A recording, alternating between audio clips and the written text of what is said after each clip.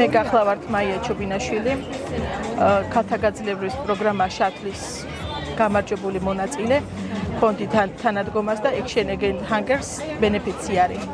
ევროკავშირის დახმარებით მივიღე ამ პროგრამაში მონაწილეობა. იყო შემოთავაზება, რომ დაგვეწერა და განგვევითარებინა ჩვენი უნარები.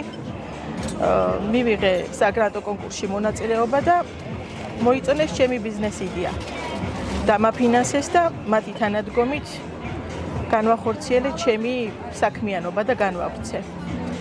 აქ ხედავთ ჩემს მიერ შექმნილ სამკაულებს, სხვადასხვა ნივთებს ასევე. მუშაობ ბუნებრივ, ნატურალურ და ნახევრად ბუნებრივ ქვებზე. ყველანაირი გემოვნების ადამიანისთვის არის ჩემი სამკაულები. ყველაფერს ვცდილობ, რაც შემიძლია, რაც ხელოვნებას ეხება, ყველაფერი მიყვარს და ვცდილობ, რომ გავაკეთო იდეალურად. დიდი მადლობა ევროკავშირს და თითოეულ იმ ადამიანს, ვინც გვერდში დამიდგა.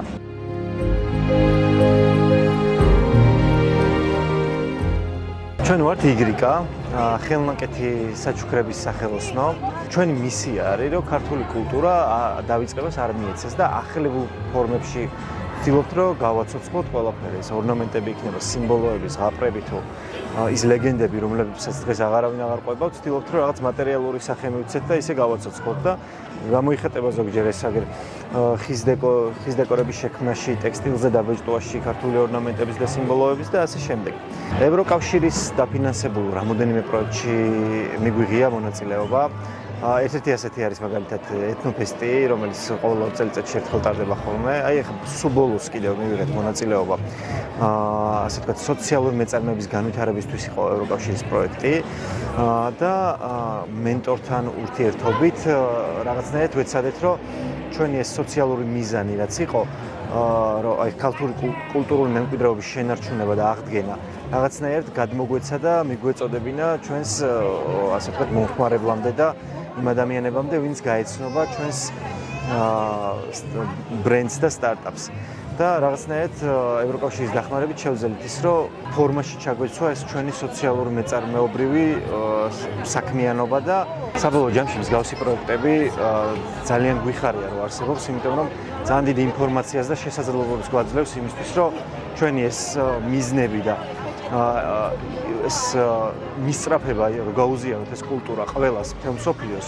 აი ამაში გვეხმარება მსგავსი ტიპის პროექტები და იმედი მაქვს, რომ გაგრძელდება აქტიურად და ჩვენც მივიღებთ მსგავს პროექტებში მონაწილეობას.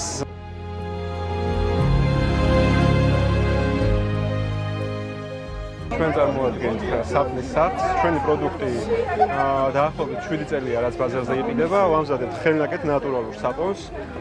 ნატურალური საპონი მზადდება სხვადასხვა ეთერზეთების საშუალებით, როგორც არის მაგალითად ალოე ზეთი, ზეითუნის ზეთი, ლავანდის ზეთი და ასე შემდეგ.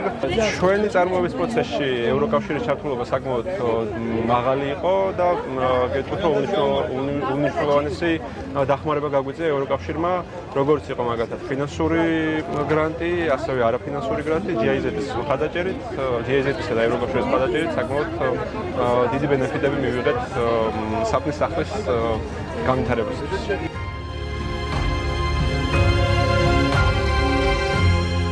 მე ვარ არჩილ ელბაქიძე, წარმოადგენ ქართულ არასამთავრობო ორგანიზაციას ფონდი აფხაზ ინტერკონტი, მისი აღმასრულებელი დირექტორი ვარ.